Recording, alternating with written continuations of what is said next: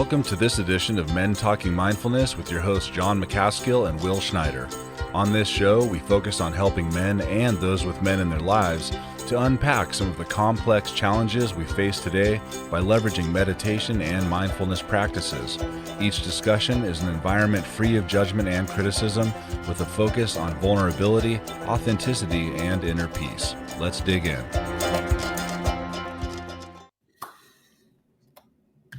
I'm really digging that new intro, man. I'm loving it. Me too. It's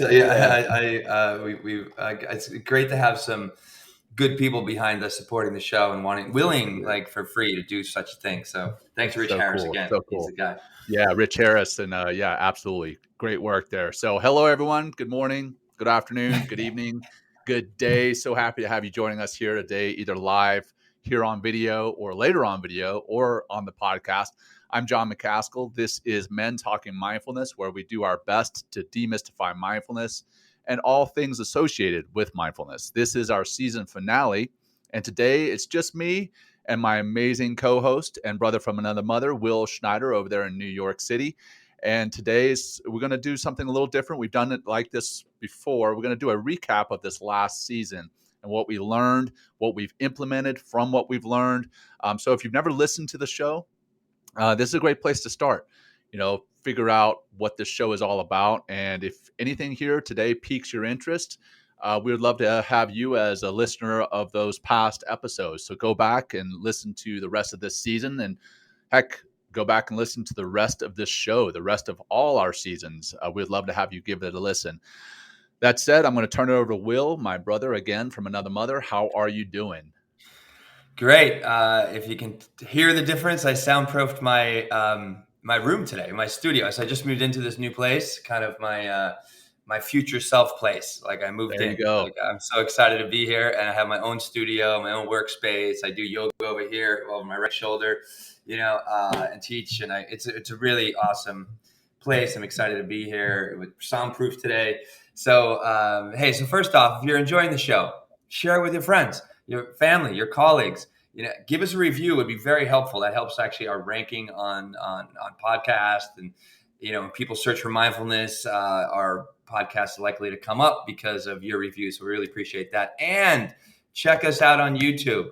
We're growing our YouTube channel, and we'd love you to be a part of it. Our YouTube channel is a place that we put 2, 3, 4 minute snippets of from the highlights from our episodes and with our guests, or whether it's just John and I. We just added a new trailer there as well. So thanks again to Rich Harris. It's a beautiful trailer, and it's also the intro and outro as well. So again, thank you so much, Rich Harris.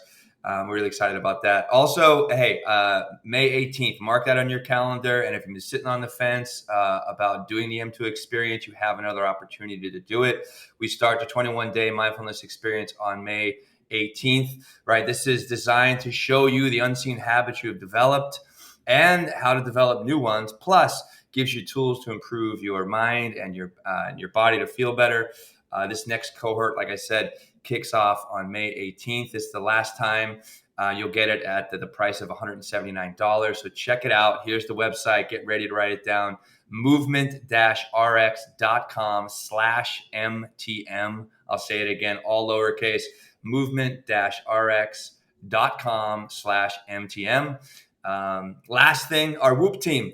John and I get the Whoop up, John. Let me see it. There you go. We have a Whoop team out there. So if you're a fan of the Whoop, and it's been very inspiring to use the Whoop to see how well I'm sleeping, recovering, and also the strain I'm putting on my body throughout the day.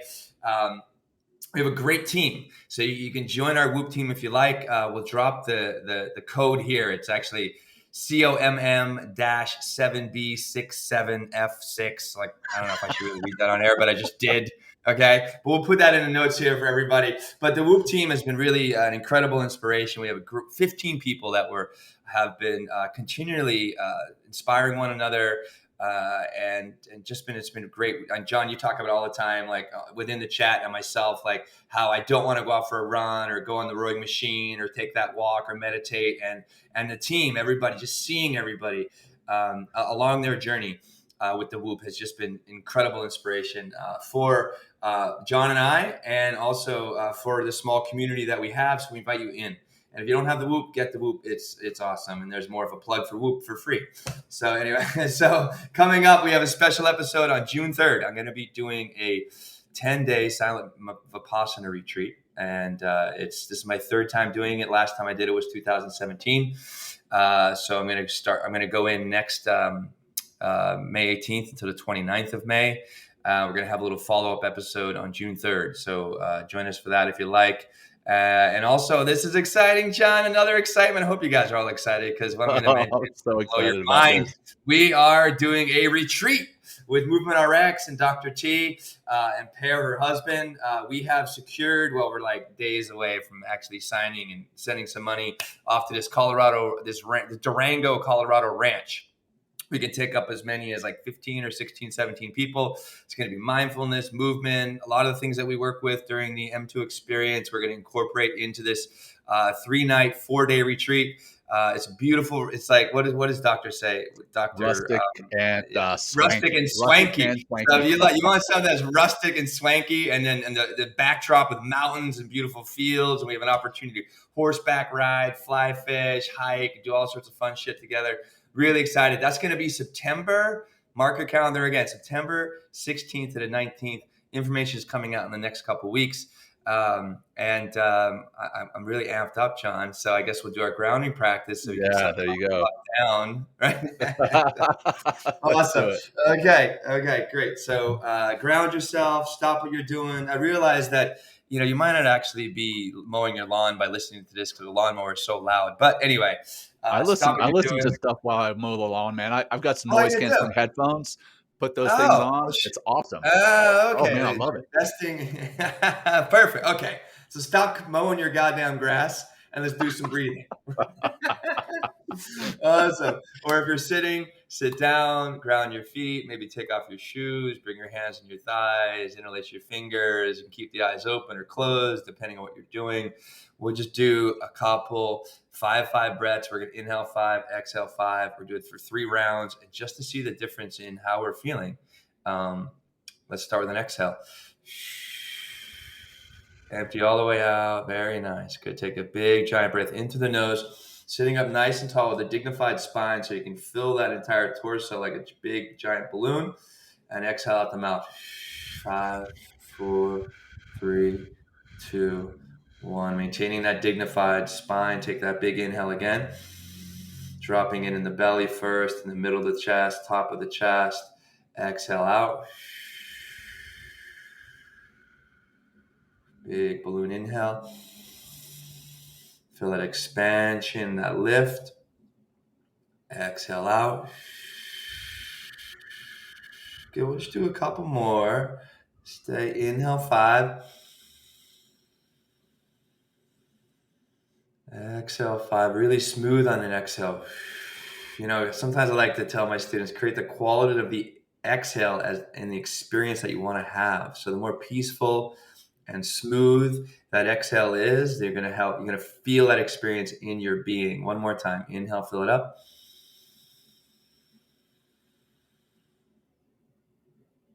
Exhale out.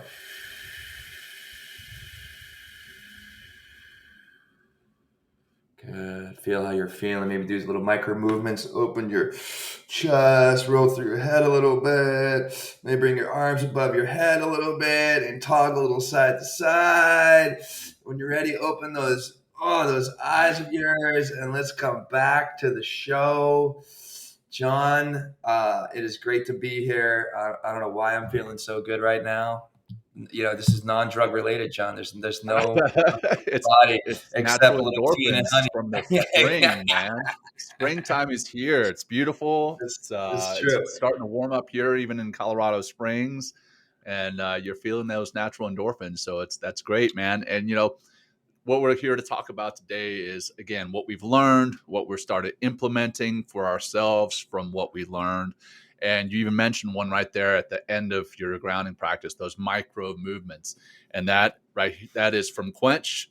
There it is, the book that we read together. And we had Dr. Dana Cohen, one of the authors of that book, on this season to speak about staying hydrated and how important that is. And I've got my bag of chia seeds. This is not a bag of weed. This is a bag of chia seeds.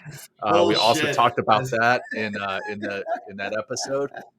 But those micro movements and how important they are to keep you hydrated. So I'm excited to get into this show and again share what we learned this season, how we've implemented those lessons, and then really just introduce those who may not have been listening through this season, or to review those lessons for those who have listened. Hey, like maybe something that you listened to in one of our first couple of episodes this season, you learned that, but then you've since forgotten that lesson. And this is to bring that lesson back to the front of your mind. And maybe you can start implementing those lessons in your own lives so that you can feel better. You can be more hydrated. You can sleep better. You can eat better food to change your mood, those types of things. So yeah, where do you want to start, man? How do you want to do this? Let's get into it. I don't know. How about this, John? What is the one thing, or maybe one thing that really from this season? Because what I really love about how we do things is we don't just talk. Like we're not just like a talking head. Like we practice, right? It's not just our daily meditation practice and the physical stuff that we do for ourselves, but we practice the things we learn here on the show, and all we read like 5 books this season or something like that for the show. So what's your big takeaway from this season, John, if you will? Well, I think it's hard to say one. I would say there's probably 2 or 3 really big takeaways. And I think the big ones are from having read Uma Naidu's book. I don't have the cover on this book anymore, but it's got This Is Your Brain on Food by Dr. Uma Naidu. And again, Quench by Dr. Dana Cohen and Gina Bria. In both those books, they talked about the positive effects of chia seeds. And I know that I'm sounding like a broken record here, but it's been pretty amazing what just adding chia seeds to my water and to my drinks through the day have done for my energy levels.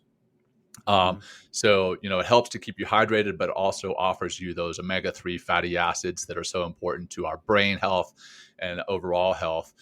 So those are some that I've started implementing, and then cutting down on my sugar. I mean, I know we had Molly Carmel on last season, and we talked about how to break up with sugar. And I've definitely, I've got a sweet tooth. I've got a crazy sweet tooth. And I've definitely cut back significantly on my sugar because of what the sugar can do to how you feel physically, but also how you think. And Dr. Uma Naidu, in that episode, when we spoke with her, she talked about how, a soda, I don't drink a lot of soda, but I take in a lot of sugar still, or I did.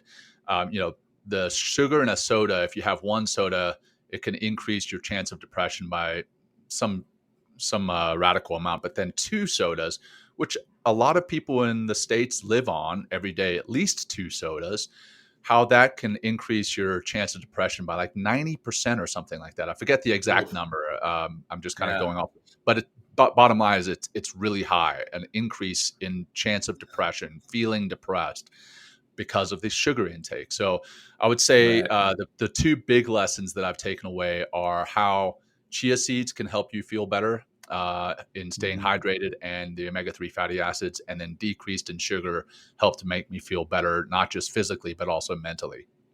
What about you? Well, you kind of stole some of my chia seeds thunder there, John. It's Sorry, okay. It's all right. So one thing I've been you doing, have your bag of implementing. chia seeds sitting right there. No, dude, that's a bag of weed, John. I mean, let's be honest, dude. It's a fucking bag of weed. All right. If you're listening right, to Lindsay, the episode, tune in on YouTube and see that it is in fact a bag of chia seeds. It's a fucking Ziploc bag like I used to have in fucking college, full of weed. Right? Just kidding. I'm just kidding. It's good. I'm laughing so hard the veins in my neck are starting to pop out. So one thing, actually, coming back to what we talked about hydration with Quench, which I really enjoyed the book, and I love it. It has like kind of a little cult following, which is pretty cool. And actually, it's done very well. Our live YouTube, or our YouTube full episode is like our 3rd place. It's in 3rd place on YouTube. So there's definitely a lot of value in that. The difference between bulk water and staying hydrated through foods. That was a big epiphany for me, because for a long time I was just going 3 liters of water a day, right? And just sorting it out. right? And there you go. That's the quench right there. Yeah, 8 liters, eight glasses a day is not the way, right? And I was doing 3 liters a day, which is probably more like 12 glasses of water a day or even more. So one thing I've been putting into my morning routine is a little sea salt in my water, right? And some lemon. And that's the first thing I drink in the morning. And the sea salt has all these natural electrolytes and essential elements and what do they call vitamins and minerals. That's the key here, is really the minerals that are in actual sea salt, not like fake kind of bullshit salt. And drinking that in the morning has been a great way for me to continually stay hydrated, and by optimizing my hydration right away. It also helps to feed that microbiome, which we learned about Dr. Naidu, which is so important to how you're feeling. I mean, I'm really excited for the next several years, John, about the learning and the education and the things hopefully we'll be implementing into the world because of how incredibly profound the microbiome is to not just our physical health, but also our mental health. And even like the microbiome has, the limbic, the limbic system, right? Limbic resonance also comes from that gut level, from the microbiome. So it's so weird. We're able to pick up each other's microbiome, which is like mind blowing, right? So we're in the forefront of really great things. Yeah. When people say, follow your gut, or, what's your gut feeling, there truly is something to that, right? The neurons in your gut, like it's incredible. Like I've always just thought that was a saying. And I mean, there's definitely a part of it that is, but there are actual thoughts and feelings that resonate and originate from your gut. And a lot of it has to do with that microbiome that you're talking about. It's incredible. Yeah. Yeah. So, I mean, servicing that, that's really so much of, a big part of the microbiome is probably like really close second, or probably first as well, because it all works together, right? If I'm optimizing my hydration, if I'm being very aware and sensitive to the food that I'm putting in my body, I'm going to continually create that natural gut health, which feeds the mind, right? Food and mood. That's a big connection, right? That's why I love follow Dr. Uma Naidu on Instagram. She's awesome. She's putting out videos all the time, talking about this kind of food, that kind of food, mixing foods. And so that was a really big episode for me, as well as the hydration one. And that's the physical performance, but also the mental performance and how we're feeling, right? Which drives so much of our actions and drives so much of how we do things. So, Well, I liked, talking about physical performance. The one of the first episodes that we had, I think was the first episode actually, it was on accountability and how having an accountability partner can improve your performance, because you're going to more likely stay committed to something. Talking about the Whoop again, and I know our executive assistant is probably shaking her head because she's like, I can't believe you guys talk so much about the Whoop, but you don't get paid by them. But maybe we should reach out. We're forcing a sponsorship is what we're doing. We're just sponsorship. That's right. But the old saying, I think it's an African proverb. I don't know if it's ever been truly attributed to that, but if you want to go fast, go alone. If you want to go far, go together. And I know that when I have set my own goals and I haven't had anybody to hold me accountable to it, I'm much less likely to achieve those goals. Whereas if I have an accountability buddy or an accountability group, which again, the Whoop group is, then I'm more likely to do that. I mean, as a matter of fact, this afternoon, I'm going to go do a run because I know I want to get my little credit on that Whoop group, right? And then the odds of success of setting and achieving your goals, I think it was something like 95% chance, a 95% chance of achieving your goals if you have an accountability group or an accountability partner. And I thought that was amazing. So and I think it's 60%. 60% if you write it down and give yourself a deadline. Right. So, I mean, just even know that's if you're going at it alone, but to have an accountability buddy. Right. But I got to say, John, sometimes we fall short. Like we're supposed to be writing our book. and we haven't been doing so well with that. But I mean, I don't know, like lots. I should be making excuses. That's terrible too, but it's coming. The book's I coming. blame the Yeah, audience. I blame the audience here, Will. We asked you yeah. guys to hold us accountable, and nobody has asked us a question about that book. Actually, one person has. One person. And it's Dr. Teresa Larson. She asked me last week. She said, "How's your book going?" And I was like, Ooh, that's so good. Right. It's also the audience. We're going to put it on the audience again, John, because you guys are so demanding and want such great content from us that we have no choice but to do our work for you. So the book That's has right. been sacrificed for this time. Anyway, we love you, audience. We love you. We're I hope you guys gonna know that. scare our audience away because No, we're not blaming at all. them. Not at all. Now they're We going to love you bombard guys. us We love and you. fucking heckle us from our, Uh, the what social else? media. What else have we learned and implemented in our lives, man? I mean, wow, we had such a powerful season. We had, let's see, we had Dr. Seth Hickerson on. We had Uma Naidu, who we've already mentioned. We had the CEO and founder of Mindful Magazine, Brian Welch, and his He was book, great. Beautiful and Abundant. That was a fantastic Yeah, episode. let me just stop right there, John. We had that was one of my. He was a very, very, very impressive man. Like he was. I've learned from him one thing on that show. I mean, just from presentational standpoint, taking your time.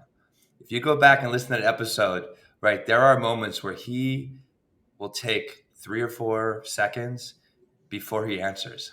And it was strange in the beginning. It's like, fuck, man, there's dead air. Like, why? Like, would you say something, please? But what he would come out with next after that pause was something extremely profound. One thing that I really enjoyed that he talked about was how he talks about capitalism and how it's been so incredibly engaging for all humankind. And I was like, fuck, that's so true. I don't know why I've been thinking about that the last couple of days, but it's so true. The conscious capitalism. What does it take to engage people, right? In the world, and he just speaks so beautifully. His book was fantastic as well. I highly recommend that. Again, it's Beautiful and Abundant by Brian Welch, and he was gracious enough to put us in his Mindful magazine online twice over the last few months, which has been really great. And I just really enjoyed seeing somebody that has really taken the time to really look at the world, and also someone that knows and practices elevating human consciousness and his own consciousness, and to plug that into a book that is very encompassing about the human experience and our life in relationship on this planet. That was really. He talks about here. The conscious capitalism, right? That was one. And what was that chapter? Was it chapter 17 or something like that? I asked you to read. Chapter 17. I think he talks about the Ponzi scheme, right? Yes, yeah. Which was pretty interesting to read about basically how the entire population of Earth has been a Ponzi scheme since the beginning. We're kind of relying on the next generation. That's what a lot of things have to do with, which was really interesting. But I want to also come back to what you mentioned there at the very beginning about that episode was how he listened and then paused. And then several episodes later, we actually had Leadership Through Listening with Ryan Shad. And he spoke about that. He spoke about how if you're truly listening in a conversation, there normally is a pause after you're finished speaking. Because if there's not, that means that the whole time you've been formulating a response rather than listening. Right. And I love what you said, Will. And I think in that episode with Ryan, one of your friends had told you, if you're truly listening, that you disappear in the conversation or something to that effect. Listen so deeply that you disappear. Yes, that's it. Which was great. Yeah. And another distinction on that Ryan episode, honestly, Ryan just commented right there. Look at it, Ryan. You guys I was glad he did. Ryan, what's up? You are the number one episode on our YouTube. You're our favorite episode this season by far. Yeah. Well, no, but the numbers on YouTube. I checked the other day, Ryan. You are number one. You beat out James Nestor, New York Times bestseller.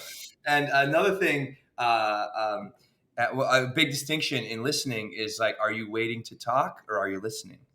Yes. Right. Big difference there. Right. And it's like, and if you're waiting to talk, then you're not listening, and and it's really your ego is at the forefront, right? Instead of your compassionate ears, if you will, or your compassionate self, really taking in that information. And we talked about, I remember Ryan, he talked about this one dude that just really listened so intently. And then we got into like, how did it feel? Like, how did it feel to really be heard and really be listened to? And I think that's another way of developing trust and developing a deeper, more intimate, more connected relationship, because when you speak, you're being listened to. And one thing that really frustrates me, and I have friends like this, and some of my best friends are like this, they're not listening. Definitely if we're high, they're definitely not listening. Like they're just like off in their mind somewhere. And I was like, dude, you're not listening. He's like, oh, oops, sorry. I was thinking of something else. Right. But on the flip side, when maybe when you're more sober, but even when talking about weed, but really the value of listening and how that is also what the episode was, leadership through listening. Yeah. Leadership through listening. And how great leaders, right, really take the time to listen and not just bully everybody into the way that they think things should be done. Like, team. There's no I in team, right? And a team is a collaborative, cooperative effort that needs to take place. And the only way that collaboration and things really get done are through listening and taking time and reflecting on what somebody said. So that was a really gift this episode. That's listening. Thank you, Ryan Shadid. Congrats for being our number one episode on YouTube. That's amazing. And for real, something else that I love that Ryan discussed is, so much of what we do these days is virtual. I mean, what we're doing right here is virtual, right? You and I are on a virtual screen. You're in New York City. I'm here in Colorado Springs. We are all, or at least very many of us, are on Zoom calls back to back to back. And how you can improve your listening while you're on a Zoom call, and how you can tell when someone's not listening on a Zoom call. And I'll be completely honest. There have been times when I am on a Zoom call and I've got, 7 different windows open and I'm getting notifications on those, and they distract me. And then I'm obviously not paying attention. But if you shut those down and you can focus on the screen and truly be, present with the other people or person on your Zoom call, how much of a difference that makes, even through a virtual setting. It's incredible. The listening, how important that is. So that was a great episode. So thank you for coming on, Ryan. And thanks for listening and tuning in today, man. It's great to see you. And one thing I'll say, and it shouldn't be this way, John, but if you really are a good listener and a compassionate listener, you're unique. People aren't going to forget you when you really, because it's not only just that you're being heard, but if you're really being heard, you're being felt. And that's what that's again comes back to that gut level, that microbiome that we're kind of learning more about. It's like when you're really taking somebody in, they value that because they're really not even being heard, but they're being truly seen, even on like the soul level. And that's like, and I think that'll just create so many stronger relationships in every aspect of your life, not just business, but everywhere. You can take that little gift with you by just listening, but it does take practice. And one thing that helped me practice, John, is that statement my friend said to me. He was like, God, I don't know, 2015. Listen so deeply or listen so intently that you disappear. And I was like, fuck, like, what does that even mean? How do I even do that? And then instead of just it being a concept, I started putting it into my life. I started listening to people, and really taking them in. And then it's just like, but remembering that mantra, and it's slowly over time, I just became a better listener. But again, just like everything we do here at Mindfulness, it takes practice. It takes intentional practice, and listening is no different. 100%, man. And talking about, how listening improves your relationships. One of the episodes that we had this season was on relationships with your children as a mother, and how important listening is there. And that was with Teresa Larson, Dr. Teresa Larson, our partner at MovementRX. And she talks about in that episode, challenges of being a mother. And for those of you who are listening for the first time, you're like, why did you guys have an episode on motherhood in a show called Men Talking Mindfulness? Well, we had an episode a season or two ago about fatherhood. And, as a father myself, but also as a husband, I need to understand motherhood. Or as a son, in Will's case, we all need to understand motherhood and how important it is and how difficult it is, and appreciate the relationships that are a part of being a parent, being a mother. And that comes, full circle to paying attention and listening. So that was another really powerful episode. Actually, that was our one and only episode that we have done live together. And we the three of us sitting around a table in a recording studio. That was our first time, having Teresa, you, me in the same place at the same time is a pretty powerful episode. And I highly encourage not only the women who are listening to the show, but the fathers, the husbands, the sons who are listening to the show to go back and listen to that to really develop an appreciation for motherhood. Yeah. And we also took time to honor our own mothers as well in that episode, which is really nice to do. And it felt really great. And it felt great, that episode. You can hear the different vibe that when we're all in the same studio together. Oh, and to kind of showcase Dr. Teresa Larson, as being a mother that's doing the best she can, but also just being an awesome badass woman that she is in this entrepreneurial space. And it was a lot of fun and something to learn. It's like I can only John, like I'm never gonna birth a child. So to really even talk about what that experience is like on that episode, I was like, wow. I mean, God bless women out there, because you make this all possible. For sure. Yeah. Well, I mean, we've all either have a mother or we've had a mother, so it's important to really appreciate that. Just had Mother's Day last weekend, so if you haven't listened to that episode, go back and check it out. So I think it's a powerful episode, one of my favorites. Talking about one of my favorites, I see here, I think it was Vance said that his favorite episode was with Rennie Curran.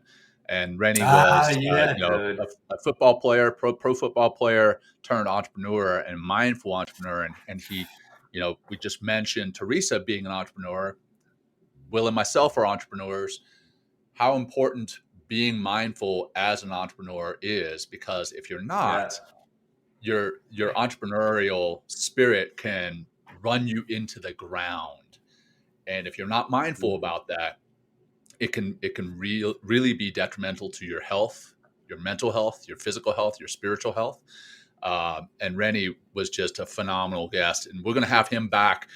We started this series, the Masculinity 2.0 series, kind of as a sub series of Men Talking Mindfulness. We're going to have Rennie come back to talk about masculinity, and I don't want to use the term toxic masculinity, but just use it. When I use it, I want to make sure that people understand, and I've said this before on the show, that masculinity in and of itself is not toxic. When you force any belief, whether that's masculinity, femininity, Christianity, Islam, Republican, Democrat, whatever you are forcing on someone, when you force it on someone, that's when it becomes toxic. That's, at least that's what I believe as toxic masculinity. That's when you're forcing masculinity, your masculine beliefs on someone else. And Rennie was fantastic in just touching on that in that episode about how the masculine, that toxic masculine side of things can be really prevalent in the locker room of a sports team. And we're going to talk more about that, in that Masculinity 2.0 series. But Rennie, fantastic thing. And one of the really, the comment that he made was watching your thought diet, which really resonated with me. It was like, a lot of the time we have those negative thoughts through the day about others, about ourselves. And if we're not careful, if we're not watching that thought diet, it can really turn us into a toxic person, again, for ourselves and for others. I went back and using the word toxic again. He talks about toxic ambition, right? And if Yeah. your ambition is to make 6 or 7 figures, just for the sake of making money and like showing the bling and living for the Joneses and and living for your Instagram, right? I mean, it's not going to work. I mean, what's important about the entrepreneurial spirit is if that spirit is connected to something greater than yourself. Right. That's the only. I mean, okay, yes, you can be out there, you can have a product that can sell very well, but if it is not contributing to the greater good of humanity, it will slowly destroy you. I'll make a bold statement because there's something about serving others that not only lights us up, like physically, biologically, neurochemically, our brain, by living in service to other people. That's where really the entrepreneurial spirit comes from, is doing something for the benefit of humankind. Right. And we can say mankind in this show because it's men talking mindfulness, right? But it's for everybody, right? Humankind. Yeah. So I went back actually today as I was waiting to park my car in New York, because you have to sit when this freaking street cleaner comes through, and you got to wait anyway.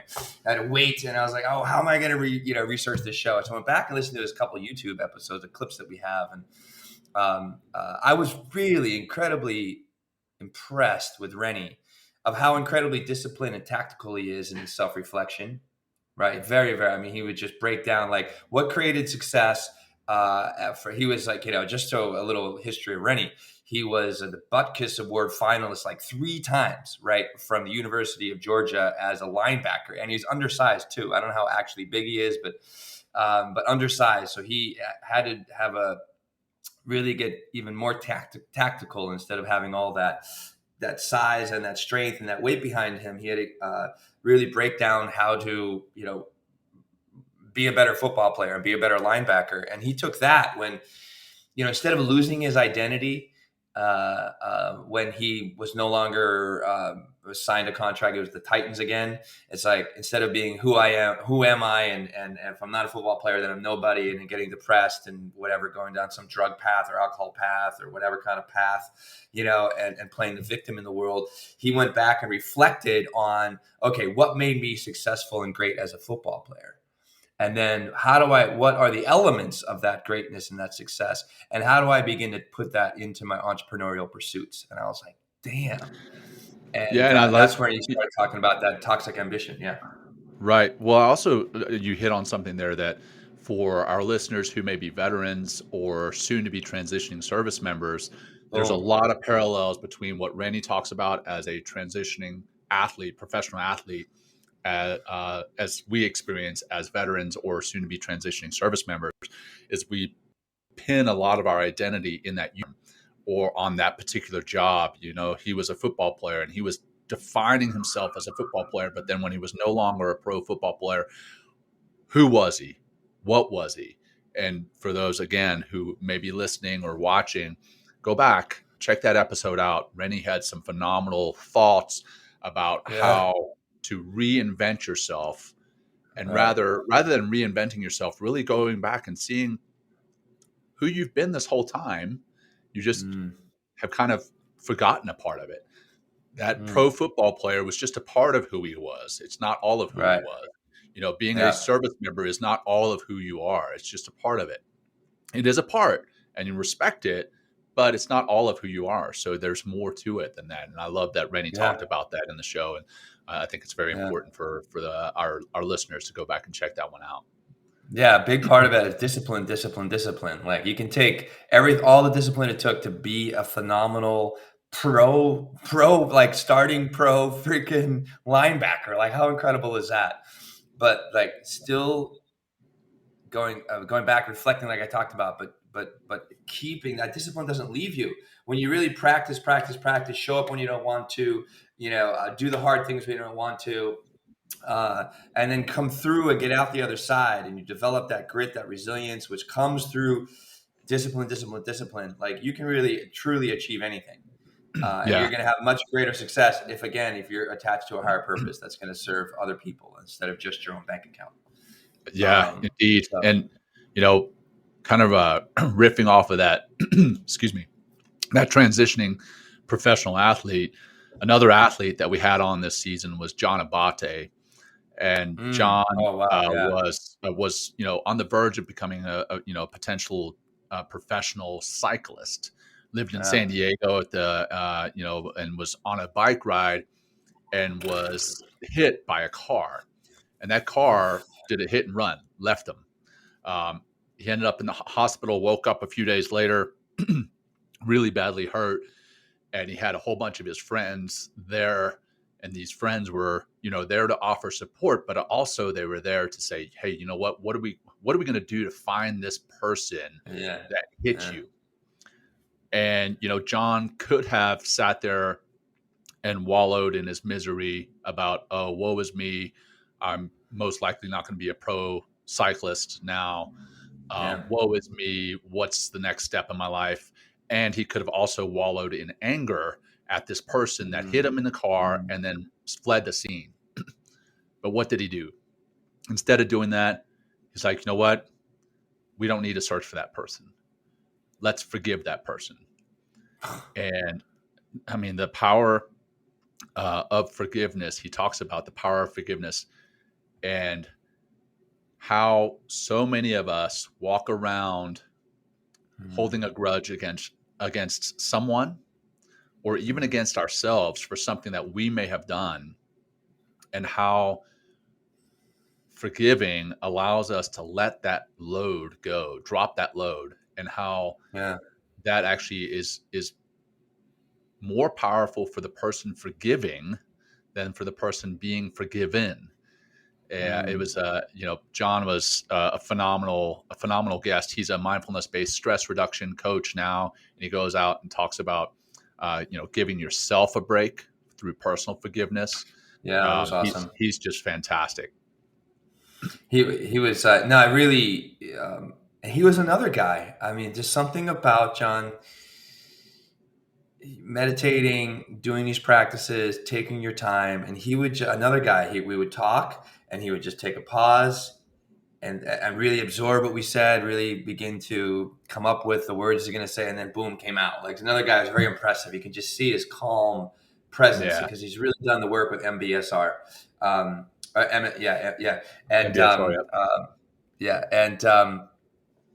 he was. I enjoyed that whole idea of he had his friend that was like, you let go of yourself Thursday. It's like, just forgive yourself on Thursday. Just like let go of all the, the shooting all over yourself, right? You post that on LinkedIn, you know what I mean? Right. Should have done this, should have done that. Oh, and then getting into those emotional loops and beating yourself up about whatever. Forgive. I think what's important about forgiveness is to remind yourself that you're doing the best you can.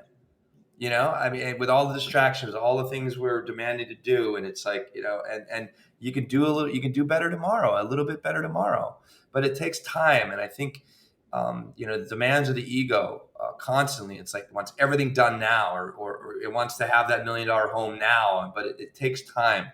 It takes practice. It takes discipline. It takes so many of the things we talk about on the show, John, not just to pursue what you want and to create success in that, but what do you need to let go of that's getting in the way of the mental idea of success and the mental convalescence of what success is. And forgiveness. If you can't forgive yourself, you can't forgive your parents, you can't forgive your siblings or people around you, then you're hanging on to that shit, and that shit is dragging you down. And it's just going to keep, we're emotional beings at our core. And if that's still in your core, then it's just going to keep messing with you all the time, every day. We're going to question ourselves. And this might be a great transition point to get into self-sabotage. Well, Dr.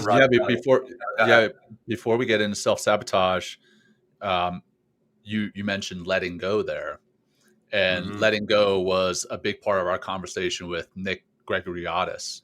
There, I actually Oh, said his name dude, correctly that time. you Gregoriadis. did. Nick Great. He was Gregoriadis. another Um, impressive dude. yeah. So his book, The Modern Man's Guide to True Health, Wealth, and Fulfillment.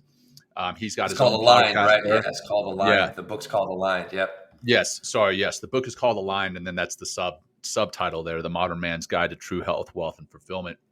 He came on and talked a lot about letting go because Yeah. of so many things that we hold on to and we hold ourselves to connected to. If we're able to let go of those things, we're able to live that better life of fulfillment and health and wealth. Mhm. He was just a fantastic guest, fellow South African. And I see Michelle here watching on YouTube, another fellow South African. Yeah, he was great, and we're going to go on his show here in a couple of weeks, and Oh we're yeah. excited to be on there with that. But yeah, he Yeah. talked about courage and Oh yes. willpower. That was Having mhm. willpower and developing willpower through courage, and then we also talked about pornography in that episode. That's something Yeah. that we haven't talked about in this in our show before, but we talked about it and how pornography can be very detrimental to having a true relationship with someone that is based on love and kindness, instead of the physical side of things. And so Mm. there was a lot of goodness in that episode, and a fantastic read, very easy read. The chapters are like Yeah. 4 or 5 pages at a time, which I love. Like Dan Brown's series, all Dan Brown's books are super short chapters. That's Yeah. very helpful for me. So check that out. Check Yeah. out Align by Nick Gregoriadis. Yeah, he was, another disciplined, another disciplined individual, John. Like, Yeah, look at also. I think the theme here of this whole thing is the need to be disciplined, and what does it take to be disciplined? And this is part of Nick's book, right? Of that of creating discipline in your life. I mean, he is a black belt in jujitsu. That's no small feat. Like, and yeah. it's taken, and he's a coach on that too, and helps a lot of men and obviously people in jujitsu as well. Um, he he has his act together for sure. It was really I had something in my mind I wanted to talk to about in particular. Well, But I think it psychedelics. was like, yeah, the psychedelics we talked about too with Yeah, him. I mean, John and I, the end of last season, we had a chance to meet first time in Costa Rica and did a psilocybin psychedelic. Nick just kind of backs up. Coach Nick G, just kind of backs up what our experience was and how psychedelics has had a profound shift in who he is, how he does things, how he absorbs life, the things that he does, because those psychedelics could really show you the truth of who you can be and the truth of what's getting in your way to access that potential of who you can be. right, And he was like, that, and I think really we started that episode with him, John, all about courage. And right.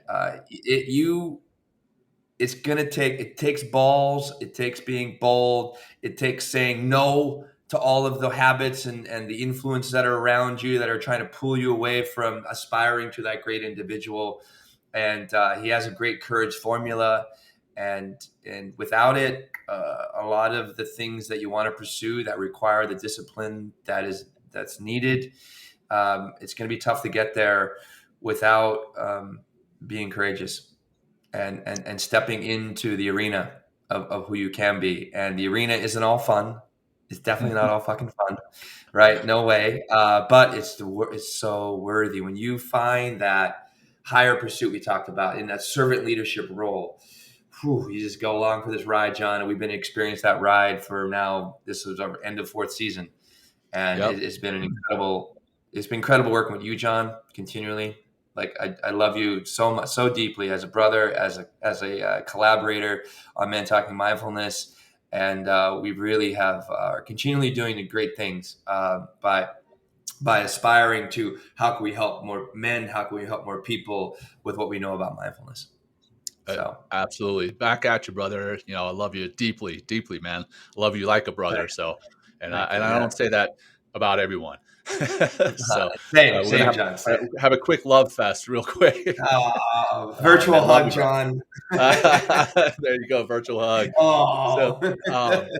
but I wanted to, I wanted to jump on, two things there that tie to another episode, actually tied to another guest in our series. One was discipline, which tied to Jai Sugrim, who we had on, but we also immediately followed that episode with going on his show to talk about psychedelics. Yeah. So, a quick plug for Jai and his show, Jai Sugrim. But in our episode with him on Men Talking Mindfulness, we talked about cultivating discipline and how important that is. And then, that comes full circle to the accountability. It comes full circle to how having discipline is incredibly important.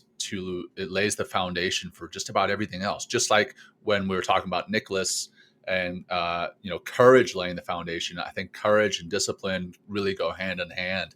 So if you want to know more about discipline and how important it is, please go back and give that show a listen. You got any comments on that episode? Well, I think we'll fucking plug Whoop again, right? Technology works in the right way. But I think one thing that really, really was a big takeaway, and Jai is a friend of mine. He's been a friend of mine for like the last 6 or 7 years as a fellow yoga teacher and healer here in the city. And great dude. He's done the work. He's been teaching for 26 years. I mean, he has a great actual, if you're, I think it starts next week. He has a whole biohacking thing he's doing with CBD. So if you're interested in kind of getting a little on a deeper level and maybe eradicating some of the things that are getting in the way and cultivating and having more of a accessing discipline, go check out his challenge. Is coming up very soon. And I think that the whole thing for me, John, is discipline helps to foster trust. Trust in yourself, because if I know that, and I've proven to myself time and time again that I'm saying I'm going to wake up at 5:30 in the morning and do X, Y, and Z, and I keep doing it, I get to trust myself. But also because of that trust and because of that, building that foundation of discipline, which is also a trusting relationship with yourself, I'm more easily to forgive myself when I fall short. It's like, well, I hit it, it's okay if I sleep in an extra hour today instead of getting up and running. Like if I need sleep, I take my sleep. And that was a big, and also it's not even just self-trust. It's like by being disciplined, you create trust in your relationships as well. Because you know that the person you're dealing with, if the person says they're going to do something, they're going to do it. So that was a big, nice takeaway from that episode as well. Yeah. And then, the last two kind of things that or last two episodes that I want to reference. One is tied to discipline, and it's the financial, alleviating financial stress, and how important being disciplined with your finances is in alleviating your financial stress. We had EJ Long, who's also a friend of Will's, who runs his Long Financial Group. We talked about how important discipline is in that. And the last episode that I want to talk about is having Dr. Rob Kelly back on. We had him on, I want to say last season, but this time we had him on to talk about self-sabotage. And that comes back, Rennie Curran's thought diet. It's all tied together. I mean, there's so many similarities in what it is we talk about in these shows that so many of our episodes are tied together. But the thought diet, that negative thoughts that we tell ourselves, and how we can self-sabotage there. So Dr. Rob Kelly, also always a phenomenal guest. We love having him on the show. Yeah, he is great. Just like Rennie, he has some of the best one-liners that I've ever heard. Like very inspirational. One is like, hey, if you show me your friends, I'll show you your future. And so true. If you're hanging around with trash, shitty people that are negative, people that are living with like a badge of honor, the victimhood, then you're just going to be a victim like them, regardless of whatever the pursuit of your victimhood is. It doesn't matter, right? It's still, that victimhood is extremely self-sabotaging. It's going to shut down all your dreams because it's shutting down your mind. It's continuing because you're living in the feelings of like, of I'm unworthy, or I'm a victim of this, that, or the other thing. And I understand, hey, he also talks about trauma in this episode. And there's a lot of shitty things that have happened to a lot of people in general. All people are good at their core. And trauma could be very deep. It could come from places that are when we're very young, like very, very young age. Also, Dr. Rob Kelly, he was an alcoholic, like for fucking years, Big time. a long time. And big Also time, maybe big time. homeless, lost his family. Yeah, exactly. I mean, his book is really an eye opener. But Daddy, Please Stop Drinking is the name of his book. Like really open. If you're struggling with addiction, his book was very inspiring and very honest and very authentic. Rob Kelly and for really who he is. He's so authentic and believes so deeply in what it is he's teaching. On our episodes, on both episodes that we've had him on, he gives out his personal cell phone number and challenges you that if what he teaches doesn't help you, I want to say he's going to give you some amount of money. I forget exactly what it was. Well, no, money back guaranteed. Money back if you work with guaranteed. him That's and it what it doesn't was. work, right? And he'll take a 10-minute phone call with you. If you text him, I don't know, I forget that number. Maybe Lindsay can pop it in the feed here. Put it in the notes if she wants, maybe but later. And he'll take a call with you, and he can really change your mindset. He's saying, and I imagine he can because he's a really powerful individual. Because he's not just talking to talk; he's walk the walk. And and there's a reason he's on like television shows and doing this and doing that. But he is. And one thing I'll say about self-sabotage that was a big deal for me is the environment. Not only the people you surround yourself with that is going to have a heavy influence on how you're feeling and what you're doing based on your feelings, but also your environment. Like if your place is always trash and your bed's not made, and shoes are everywhere, clothes are everywhere, and your fucking kitchen is a mess. Like that's just an external reflection of what's going on the inside. Right. And if you start cleaning up and making your bed like every morning and doing all the dishes before you go to bed and having a nice clean and organized space, it's going to make an effect in your mind, and you're going to be less likely to adhere and listen to those self-sabotaging voices in your head. Right. Like that's just that could be a great way. And it's like another thing we talk about a lot on the show, John, is start with one thing. Start with one thing on your mindfulness path. And that could be just organizing your space and staying disciplined for weeks and weeks and weeks and weeks, and keeping with that discipline of having an organized space, and watch how that organization goes to something else. And maybe start meditating more, or breathing, or taking care of yourself more physically.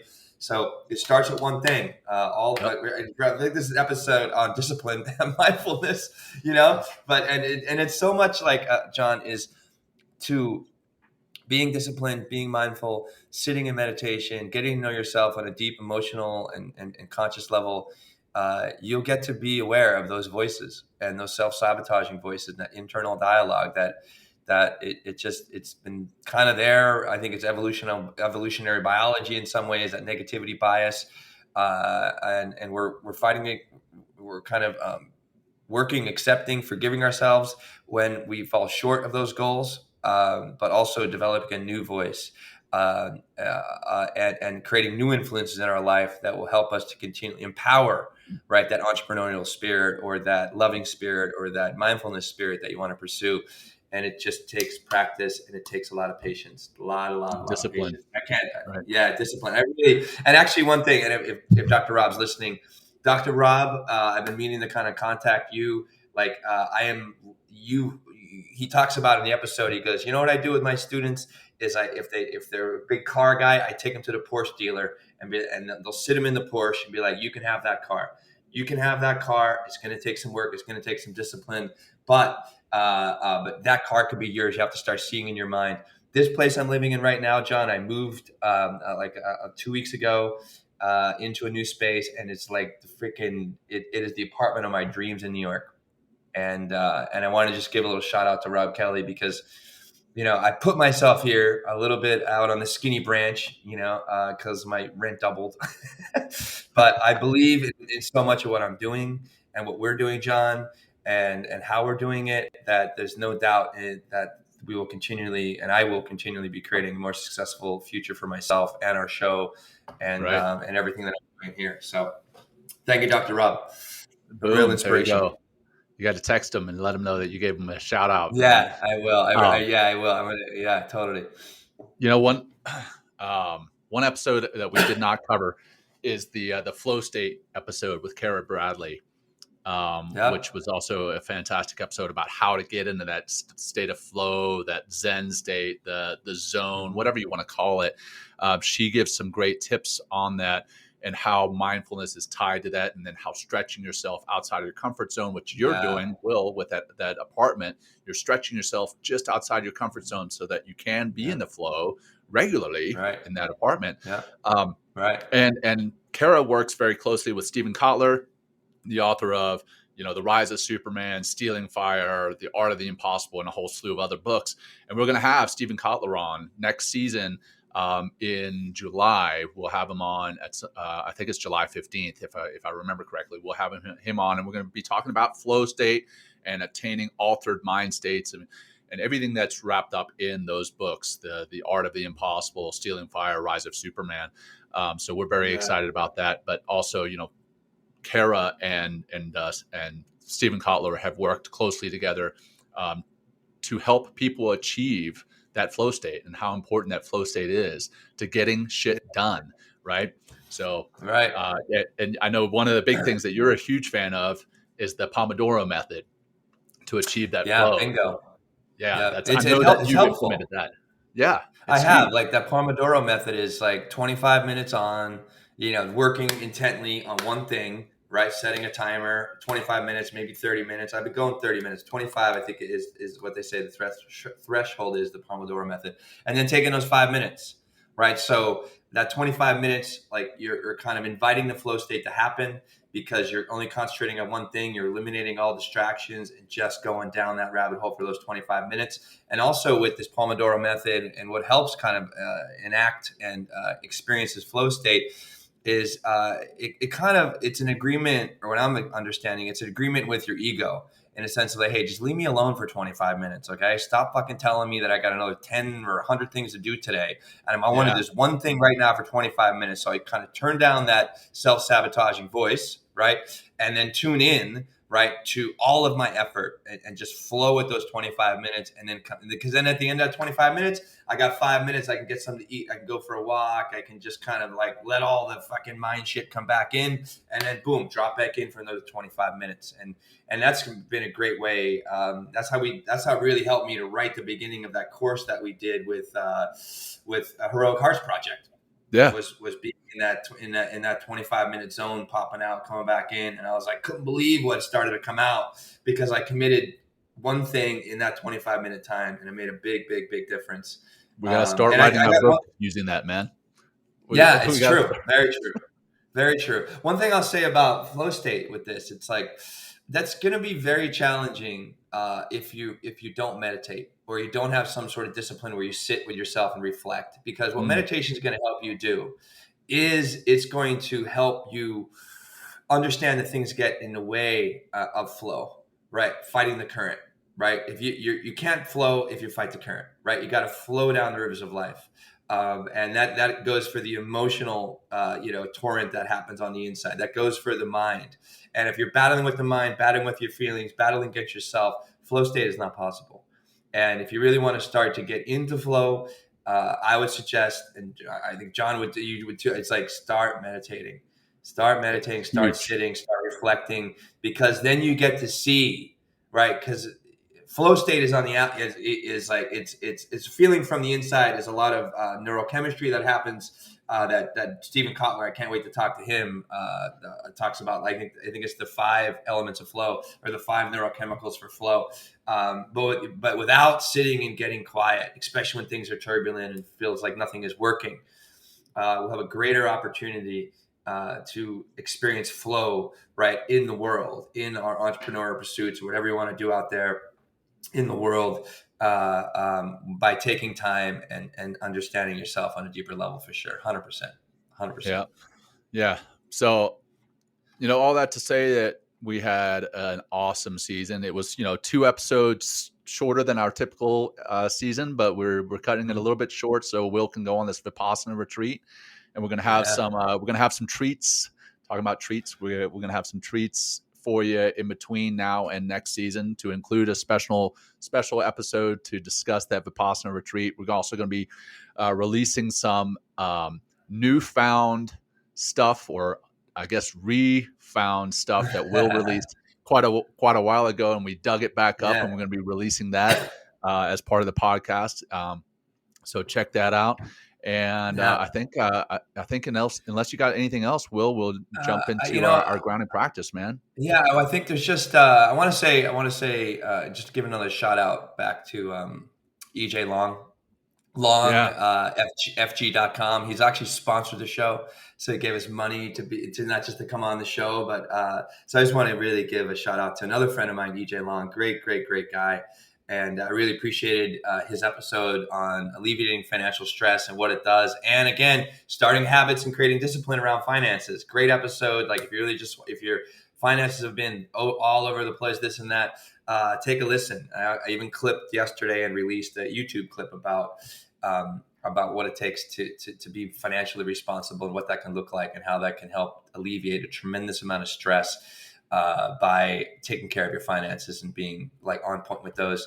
And the other one we didn't talk about from a cultural and social point of view, John, is that masculinity contest culture, which was something that came from the Harvard Business Review. They wrote a paper a long time ago that I've been wanting to bring onto the show that I think was one of our listeners tipped us off onto this show, and it was really great episode about, and I think this is why we're going to have Randy come back to talk about, and I think it'd be great to have a conversation in season 5 about that masculinity contest culture in the military, especially in the SEALs. I mean, at that high level, and then also in the locker room at that high level. And we even talk on that episode about competition is healthy, but how do you go about competing? And if you're pushing others down and shaming other people and shaming other men or just trying to be vainglorious, that's the word I learned, right? Vainglorious, which is just being overly prideful and arrogant and not considering and giving a fuck about anybody else except yourself, and you being seen as like the alpha, the super omega alpha, not going to work. And I really enjoyed finally getting to that conversation this season. And if you live if you live kind of in a culture that is toxic and toxic masculine, that is only really rewarding, and not rewarding just like a few individuals and not taking the group in to consideration and other people's feelings and listening to other people and trying to collaborate as a group. There is a way out. And if you have a more symbiotic and collaborative and more heartfelt way that you're organizing as a business, your bottom line will improve. And maybe go back and listen to Ryan Shad's episode on listening, which is definitely not a masculinity contest culture. So I just want to put that out there as well, John. No, that's a great one. And again, we'll have Rennie on next season. We'll have Chad McGeehee, who's a coach with the University of Wisconsin, to talk about that, because it is important to understand how that masculine contest culture can actually be detrimental to your business. Yeah. So take a listen. If you're a business person, take a listen to that. Right on, man. Well, man, I've thoroughly enjoyed this season, Will. Me I've too. loved working with you as always. I love having all our guests on. They've been phenomenal guests. Thank you to our guests. Thank you to you as our audience, our listeners, our watchers, for helping to make Men Talking Mindfulness a success. We very much appreciate you all for your part in this whole, I don't know what we're going to call it, this journey. There we go. It's a journey, man. It is a journey, 100%. So I'm going to wrap it up with our final closing practice of the season. Whew. And yeah, man, I can't believe it's the end of another season already, but here we are. So if you're listening, go ahead and get into that comfortable and safe position, whatever that looks like and feels like for you. And let's just be quiet. Let's just be quiet together for 1 minute. Just pay attention to what it is you're feeling and experiencing without any judgment for 1 minute together before we bring this season to a close. Here we go.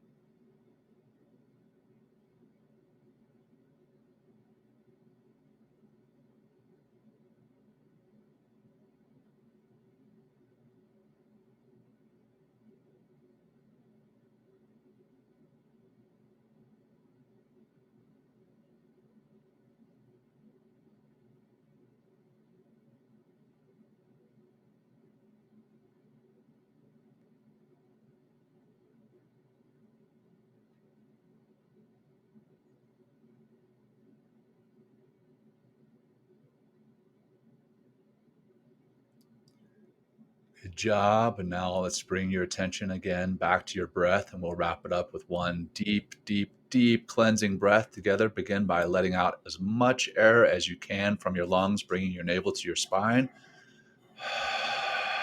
Empty, empty, empty. Deep breath in. Filling, filling, filling. Holding at the top. And relax. Letting it go nice and slow.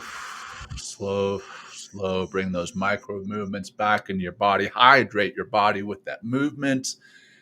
And thank you all for a phenomenal season. We really appreciate you listening. If you are a new listener, please tune into those episodes that we mentioned in this season and the seasons before, and share this show with your friends, your family, and whoever else you think may benefit from hearing or watching. So, Will, brother, always an honor. Over to you. Same. Just thank you to you, John. Thanks to Lindsay. Thanks to everyone that has been listening and sharing and commenting, and keep us moving forward to bring more mindfulness in many different ways. Again, we're demystifying mindfulness, and it's not just one thing, it's many things. But if you're not on the path, start with one thing for sure. There you go. And there you go. And I think that's it. And it maybe last thing I'll plug, John, is we released several meditations this season. So if you want a guided meditation, go to any one of our, any fucking podcast platform. And I think we have like 8 or 9 meditations to sleep, to relax, to, a little reset, refresh kind of thing. So that's one way you can get on that path and stick with it. And John, thank you. Great season. Thank you, everybody, for listening. We're back starting season 5, July 1st. Yep. And we already have like 4 guests lined up. And one of them, again, is Stephen Kotler, 4-time, 5-time New York Times bestseller. And some dude, I'll say Keegan Gill, who ejected from his plane at Mach 1. Yes. I can't wait to talk to that dude. That's thank you, John. Love you. Love you, John. You back, brother. All right. Same. Until next time. Peace, until next season. Peace. Peace. For joining us today. We hope you walk away with some new tools and insights to guide you on your life journey. New episodes are being published every week, so please join us again for some meaningful discussion. For more information, please check out mentalkingmindfulness.com.